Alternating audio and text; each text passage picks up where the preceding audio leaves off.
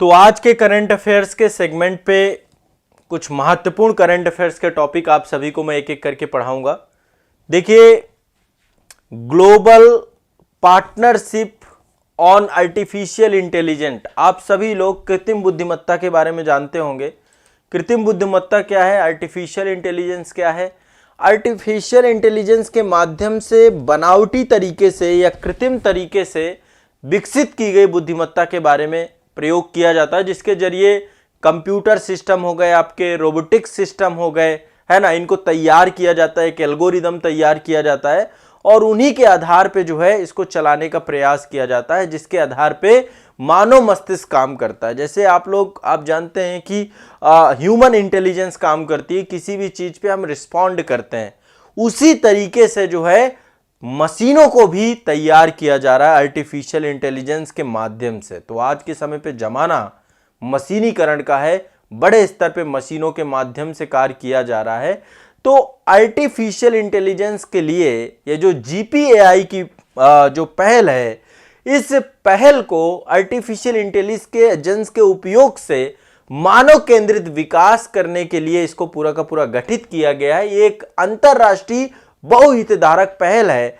तो भारत के लिए एक बहुत बड़ी गुड न्यूज है। अभी आप जैसे कि देख रहे हैं कि भारत G20 की अध्यक्षता कर रहा है, उसी प्रकार से भारत को अंतरराष्ट्रीय स्तर पर global partnership on artificial intelligence पर भारत को अध्यक्षता मिली है। भारत अब इसकी अध्यक्षता जो है प्राप्त कर चुका है और भारत 2022-23 के लिए इसकी मेजबानी करेगा। तो भारत ने एक चीज ये पूरा, आप इसको करंट को याद कर लीजिएगा, लिख लीजिएगा कि global partnership on artificial intelligence में अब भारत को यह अध्यक्षता प्राप्त हो गई। भारत अब इसकी अध्यक्षता करेगा 2022-23 के लिए। किसके लिए? 2022-23 के लिए। और यह अध्यक्षता भारत को फ्रांस से प्राप्त हुई है। फ्रांस से भारत जो है यह अध्यक्षता लेगा। तो जैसा कि आपको पता है कि टोक्यो में 21 नवंबर 2022 को जो है जीपीएआई की बैठक हुई थी और इस बैठक में विश्व की प्रमुख अर्थव्यवस्थाओं का समूह था। अब इन विश्व की प्रमुख अर्थव्यवस्थाओं को भारत के द्वारा इसको अध्यक्षता की जाएगी, इसको संचालित किया जाएगा। ठीक है, तो ये ध्यान रखिएगा। और संचालन समिति भी है 2022-23 के लिए। इसके लिए 5 सीटें जापान, फ्रांस, भारत, कनाडा और संयुक्त राज्य अमेरिका के पास रहेंगी। तो इसमें भी भारत है, आपका संचालन समिति में भी भारत को जोड़ा गया है। तो जैसा कि मैंने बताया कि जीपीएआई पहल के माध्यम से एक अंतरराष्ट्रीय पहल है। इसके माध्यम से आर्टिफिशियल इंटेलिजेंस को बढ़ावा देना है, तकनीकी को बढ़ावा देना और मानव केंद्रित विकास की दिशा में काम करना है। तो ये संस्था की देखिए, इसकी स्थापना कब हुई थी? अब इसकी स्थापना हुई थी 15 जून 2020 को। कब स्थापना हुई थी? यह ध्यान रखिएगा, 15 जून 2020 को इसकी स्थापना हुई थी। 25 सदस्य देशों के द्वारा इसकी स्थापना की गई थी। 25 सदस्य देश थे इसमें। ठीक है, 25 सदस्य देशों के द्वारा स्थापना की गई थी। भारत भी उनमें से एक था। भारत भी एक संस्थापक सदस्य था, फाउंडर कंट्री था। ऑस्ट्रेलिया है, बेल्जियम है, ब्राजील है, कनाडा है, चेक गणराज्य है, डेनमार्क है, फ्रांस है, जर्मनी है, भारत है, आयरलैंड है, इजराइल है, इटली है, जापान है, मैक्सिको है, नीदरलैंड है, न्यूजीलैंड है, पोलैंड है, कोरिया है, आपका सिंगापुर है, स्पेन है, स्वीडन है और स्लोवेनिया है। ब्रिटेन, अमेरिका, यूरोपीय संघ भी इसमें जुड़ा हुआ है। मतलब आप देखो, इतने सारे नाम मैंने फास्ट कर दिए। आप लोग एक बार इंटरनेट में सर्च करिएगा, इसके सभी सदस्य देख लीजिएगा। जीपीएआई, ठीक है, global partnership on artificial intelligence, ये आपकी पहल जो है 25 सदस्य देशों के द्वारा प्रारंभ की गई थी 15 जून 2020 को कृत्रिम बुद्धिमत्ता पे, जिसकी अध्यक्षता भारत करने वाला है। ये एक इंपॉर्टेंट है, ये न्यूज आप लोग छोड़ देते हो, इसलिए इस न्यूज को मैंने आपको ध्यान में रखा है। ठीक है, ध्यान रखिएगा। और एक संस्था आपको पता है जो आपका economic organisation for economic cooperation development को लेकर के है, ये इसकी अध्यक्षता करता है। ये है ना आपका OECD, ये organisation for economic cooperation and development, ये संस्था है आपकी, है ना। और इकोनॉमिक कोऑपरेशन को लेकर के बड़ी संस्था है। वो जीपीएआई के सचिवालय की मेजबानी करता है और इसकी शासी निकायों के तौर पे गतिविधियों का संचालन करता है। तो इस संस्था के द्वारा इसको ध्यान में रखना होगा। अब देखो, भारत को जो अध्यक्षता मिली है, अभी आपको पता है कि भारत इस समय जो है आर्टिफिशियल इंटेलिजेंस से जुड़ी हुई पहलों को प्राथमिकता पे रख रहा है। हम भी बड़े स्तर पे एआई डेवलप कर रहे हैं, आर्टिफिशियल इंटेलिजेंस को डेवलप कर रहे हैं। इसकी मदद से भारत जो है 2035 तक, मतलब आने वाले 2035 तक हम एक बड़ी अर्थव्यवस्था को डेवलप करने वाले हैं, 5 ट्रिलियन इकोनॉमी की तक बढ़ने वाले हैं। अपनी अर्थव्यवस्था में आर्टिफिशियल इंटेलिजेंस के माध्यम से बड़े स्तर पर डेवलपमेंट करने वाले हैं, विकास करने वाले हैं। तो इस समय भारत को अध्यक्षता मिलना बड़ा सकारात्मक पहल है, भारत की अर्थव्यवस्था को बूस्ट करने की बात ये करेगा। तो अभी भारत सरकार के द्वारा एक जो है आर्टिफिशियल इंटेलिजेंस पे एक अंतरराष्ट्रीय आर्टिफिशियल इंटेलिजेंस पोर्टल भी लॉन्च किया गया है, जिसका उपयोग शिक्षा के क्षेत्र में, ई कॉमर्स के क्षेत्र में, वित्त के क्षेत्र में, दूरसंचार के क्षेत्र में, कृषि के क्षेत्र में, स्वास्थ्य सेवाओं के क्षेत्र में आदि सभी क्षेत्रों में हम आर्टिफिशियल इंटेलिजेंस का, कृत्रिम बुद्धिमत्ता का प्रयोग करेंगे। तो आर्टिफिशियल इंटेलिजेंस क्या है? बनावटी तरीके से, कृत्रिम तरीके से मानव जैसी बुद्धिमत्ता को क्या करना? विकसित करना। किसमें? मशीनों में चीजों को डेवलप करना, ताकि वो ऑटोमेटेड मोड पे मानव जैसे जो है वो क्या कर सकें, ठीक है, तो बिहेव कर सकें। ये आपको ध्यान रखना है। एक ये बहुत इंपॉर्टेंट न्यूज थी आपकी, तो इसके बारे में एक बार चर्चा कर दी मैंने, ठीक है।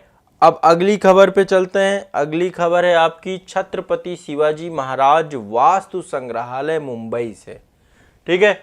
छत्रपति शिवाजी महाराज वास्तु संग्रहालय मुंबई, ये मुंबई में एक संग्रहालय है और अभी इसको एक अवार्ड प्राप्त हुआ है। अवार्ड का नाम है, ये अवार्ड यूनेस्को ने दिया है, यूनेस्को एशिया प्रशांत पुरस्कार मिला है इसको। क्या मिला है? यूनेस्को एशिया प्रशांत पुरस्कार, एक पुरस्कार मिला। लिख लो आप लोग इस चीज को कि छत्रपति शिवाजी महाराज वास्तु संग्रहालय, ये मुंबई में अवस्थित है, लोकेटेड है। इसको यूनेस्को एशिया प्रशांत पुरस्कार प्राप्त हुआ है। क्या मिला है? एशिया प्रशांत पुरस्कार इसको प्राप्त हुआ है। ये ध्यान रखना है, ये बहुत इंपॉर्टेंट है। यूनेस्को के द्वारा इसको उपलब्ध कराया गया है। मुंबई में 100 साल पुराने छत्रपति शिवाजी महाराज वास्तु संग्रहालय का जीर्णोद्धार यूनेस्को की ओर से काम किया गया है कि ये 26 नवंबर 2022 को इसको सम्मानित किया गया था। कब सम्मानित किया गया था? 26 नवंबर 2022 को, ठीक है। तो ये एक ऐसी परियोजना के तौर पे है जिसे विश्व धरोहरों के संरक्षण के लिए मानक निर्धारित विरासत स्मारक के तौर पे इसको बताया गया है। तो ये आपको ध्यान रखना है, एक इंपॉर्टेंट खबर है। इसको क्या प्राप्त हुआ है, ठीक है। और इसके अलावा इससे पहले जो है तेलंगाना में एक डोमोकोंडा किला था। कौन सा? डोमोकोंडा किला तेलंगाना में अवस्थित है। और मुंबई में भाई खला स्टेशन, इसको भी यूनेस्को ने अवार्ड दिया था। अवार्ड ऑफ मेरिट अवार्ड इसको मिला था। अवार्ड ऑफ मेरिट श्रेणी में, विजेताओं की श्रेणी में इसको भी सम्मिलित किया था। डोमोकोंडो किला तेलंगाना में है और मुंबई में भाई खला स्टेशन है। क्या है? भाई खला स्टेशन। इनको भी अवार्ड मिला था यूनेस्को के द्वारा, है ना। अवार्ड ऑफ मेरिट की लिस्ट में इनको भी लेकर के आया गया था। तो ये भी ध्यान रखिएगा, एक ये भी इंपॉर्टेंट है। एक और नेजल वैक्सीन को लेकर के बड़ा चर्चा है। आप सभी को पता होगा कि एक नेजल वैक्सीन जो है क्या हुई है, इसको लॉन्च किया गया है। इसका नाम है इकोवैक, ठीक है। ये कोविड की वैक्सीन है आपकी, भारत बायोटेक के द्वारा इसको डेवलप किया गया है। इसका नाम है इवोवैक, इंट्रानेजल वैक्सीन है। ये आपकी इंट्रानेजल वैक्सीन है, ये आपकी वैक्सीन है। और ये जो है देखिए, आप समझिए कि कोविड को लेकर के विश्व की पहली जो है वैक्सीन है, इसका नाम है इंकोवैक।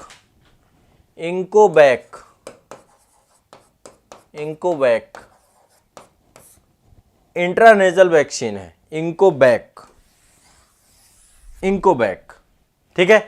तो ये वैक्सीन के को मतलब अब देखिए अभी क्या होगा। अभी आपको पता है कोविड-19 से जो हमारी लड़ाई है अभी वो खत्म नहीं हुई है, बहुत लंबी लड़ाई है। अब ये वायरस जीवन भर के लिए जो है हमारा साथ हो गया। तो इससे पहले भी भारत बायोटेक ने बहुत सारी वैक्सीन, कोवैक्सीन इसी के द्वारा डेवलप की गई। इसके अलावा कोविशील्ड जो आपकी है वो भी एक प्रभावी वैक्सीन के तौर पे रहा। और आप सभी लोग जो है आज के समय पे किसी की कोविशील्ड या कोवैक्सीन, कोई ना कोई वैक्सीन लगी होगी।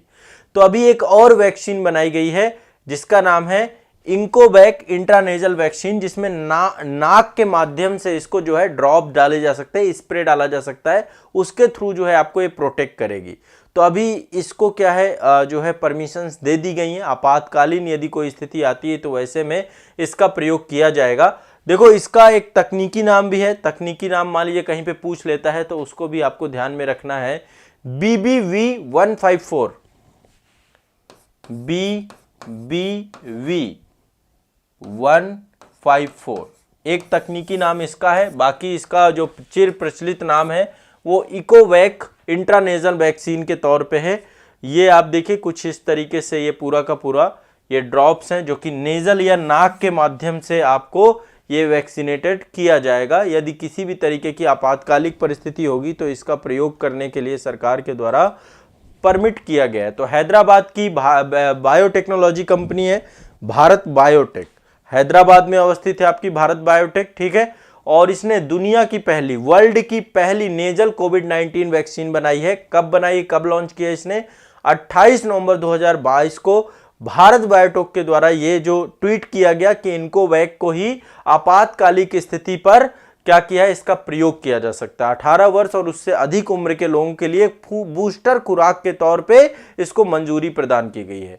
तो इनको वैक दुनिया की पहला इंट्रानेजल वैक्सीन है जिसको जो है आपको आपातकालिक स्थिति पर दिए जाने की मंजूरी प्राप्त हो गई है। ये भी ध्यान रखना है, बहुत इंपॉर्टेंट है, ठीक है। इंट्रानेजल वैक्सीन स्पष्ट है, कोई दिक्कत नहीं है, सिंपल है। कोविड-19 महामारी के खिलाफ भारत के द्वारा जिस तरीके से इस दौरान काम किया गया और एक तरीके से वैक्सीनेशन की दिशा में जो हमने एक कारगर काम किया, विश्व की बहुत सारे देशों की वैक्सीन अप्रभावी हो गई, चाहे चाइना क्यों चाहे अमेरिका क्यों। ऐसे में भारत की जो स्थिति है, भारत की जो वैक्सीन है वो अपने आप में पूरा चिर प्रचलित जो नाम करा वो अपने आप में बिल्कुल सराहनीय है, ठीक है। तो कोविड महामारी के खिलाफ ये सामूहिक लड़ाई के मिशन को हमारे मजबूत करेगा, वैक्सीन कवरेज को व्यापक बनाएगा, इसलिए इसको ध्यान में रखना है, ठीक है। तो इनको वैक जो आपका है ये इसके बारे में मैंने आपको बता दिया। ये क्वेश्चन पूछा जा सकता है इंटरनेशनल वैक्सीन को लेकर के, इसलिए आपको इसको ध्यान रखना है, बहुत इंपॉर्टेंट है, ठीक है। सभी लोगों को ध्यान रखना है, ये कोई भी व्यक्ति इसको इग्नोर नहीं करेगा। चलिए अब मैं एक बहुत ही इम्पॉर्टेंट जो है आपको टॉपिक पे लेकर के चलता हूँ। ये टॉपिक बहुत ही महत्वपूर्ण है और आप इसको इग्नोर मत करिएगा क्योंकि इससे प्रश्न पूछे जाएंगे बहुत सारे। तो क्या टॉपिक है एक बार ध्यान से आप लोग देखिएगा। अगला टॉपिक आप सभी के लिए बहुत इम्पॉर्टेंट होने जा रहा है, ठीक है। अगला टॉपिक आपका है COP27 से जुड़ा हुआ, COP27। इसके बारे में थोड़ा सा हमें डिटेल से समझने का प्रयास करना है, डिटेल से जानने का प्रयास करना है। इसमें कुछ पहले भी हुई हैं, महत्वपूर्ण कुछ पहले हैं, तो उन पहलों के बारे में ध्यान में हम रखेंगे, ठीक है।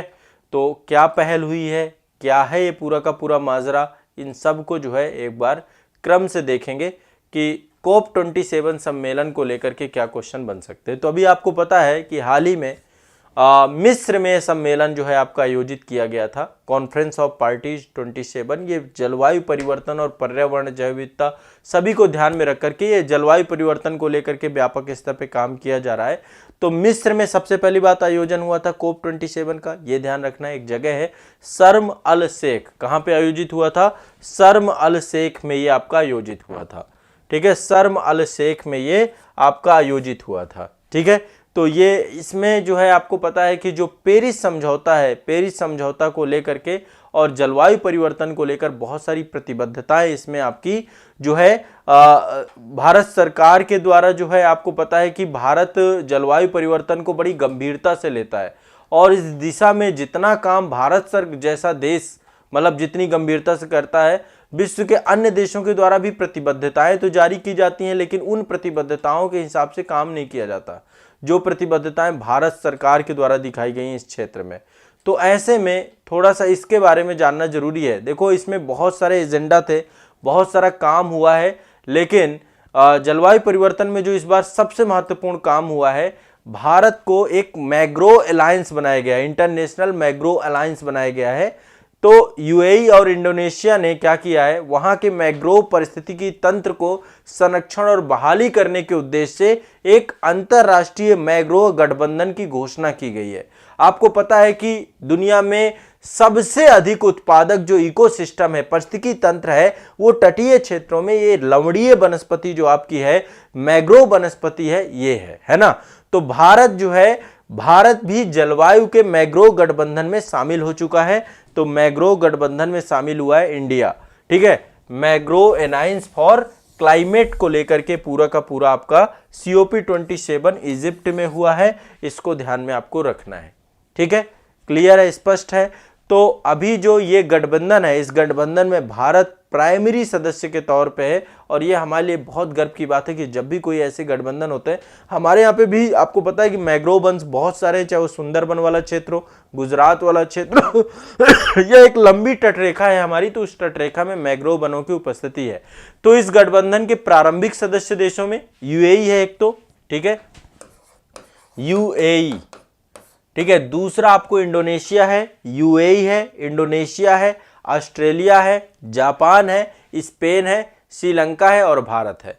ये जो है आपके सबसे महत्वपूर्ण जो है देशों में से एक है, ठीक है।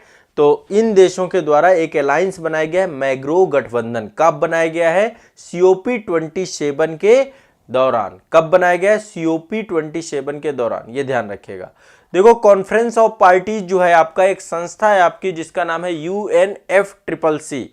UNFCCC के द्वारा जो है ये पूरा का पूरा आयोजन किया जाता है जलवायु परिवर्तन की गतिविधियों से निपटने के लिए। इसको दूसरा नाम इसका रहता है जलवायु परिवर्तन पर संयुक्त राष्ट्र संरचना अभिसमय, ठीक है। ये आपकी इसकी पूरी की पूरी पृष्ठभूमि पर्यावरण एवं विकास पर संयुक्त राष्ट्र सम्मेलन, ये 1992 में आपका जो है रियो सम्मेलन जो हुआ था, उसी के दौरान जो है संस्थाएं बनी थी, और इनके द्वारा जलवायु परिवर्तन के कारकों से निपटने के लिए जो है आपका लगातार कॉन्फ्रेंस ऑफ पार्टीज के अंतर्गत जितने भी सदस्य देश हैं उन सबके साथ बैठ करके इस पे चर्चा होती है।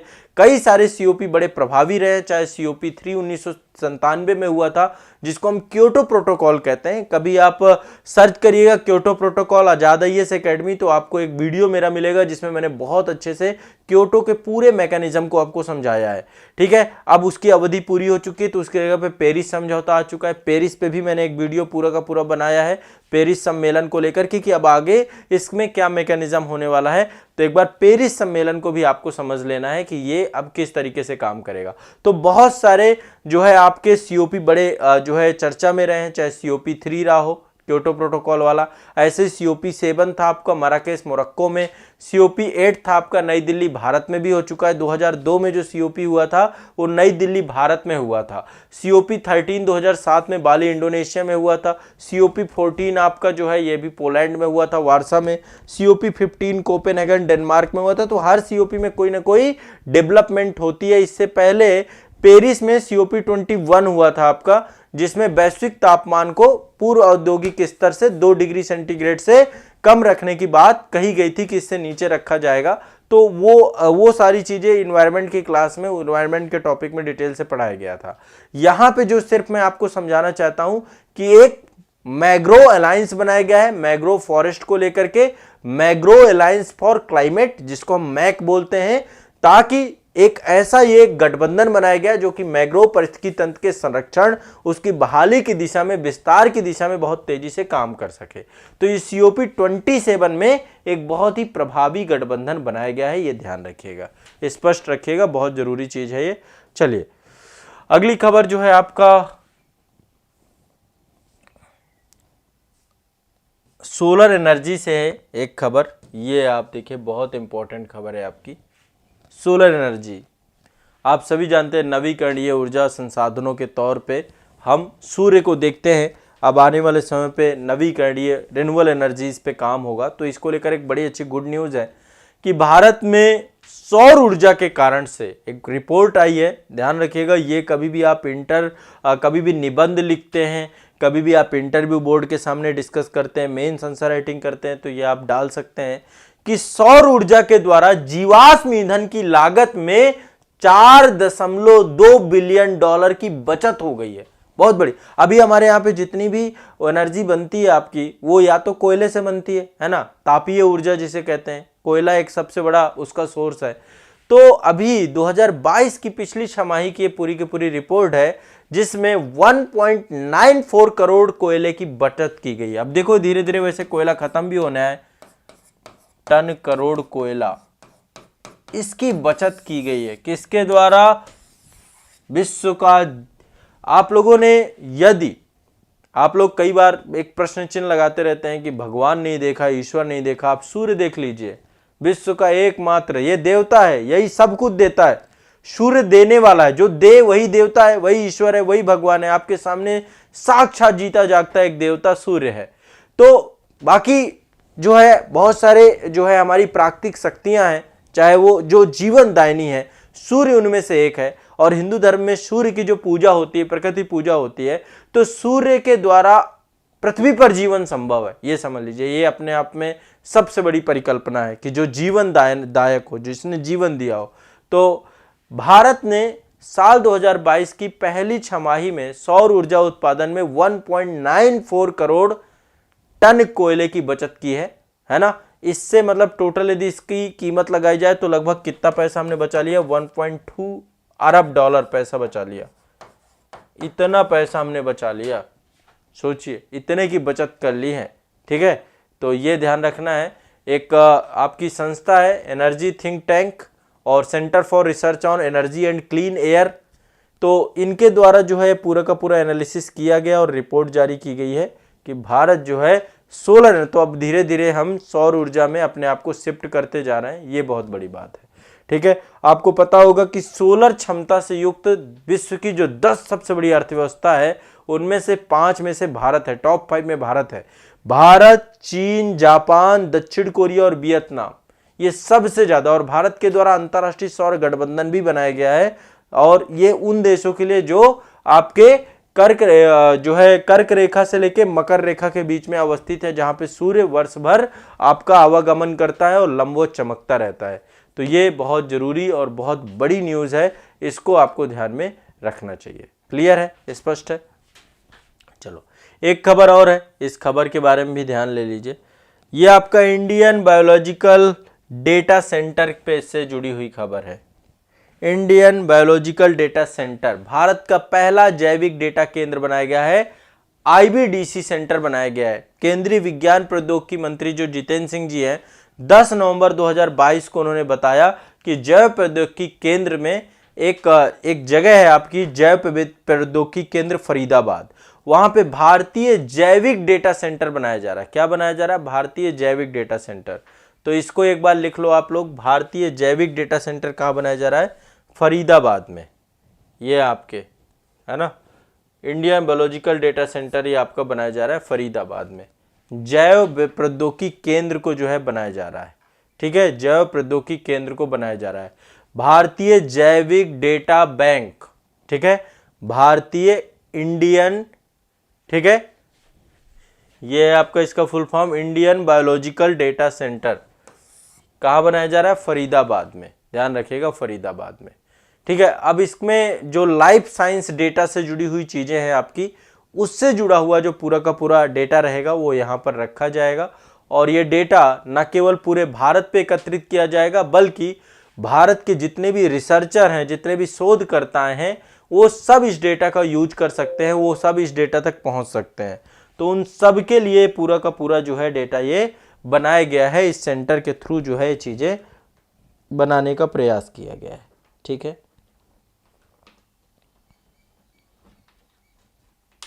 हाँ, चलिए, तो आज के लिए इतनी ही खबर रखेंगे, आज के लिए इतना ही रखेंगे। बाकी फिर नेक्स्ट क्लास में आगे हम लोग आगे के टॉपिक में कुछ चीज़ें कवर करेंगे।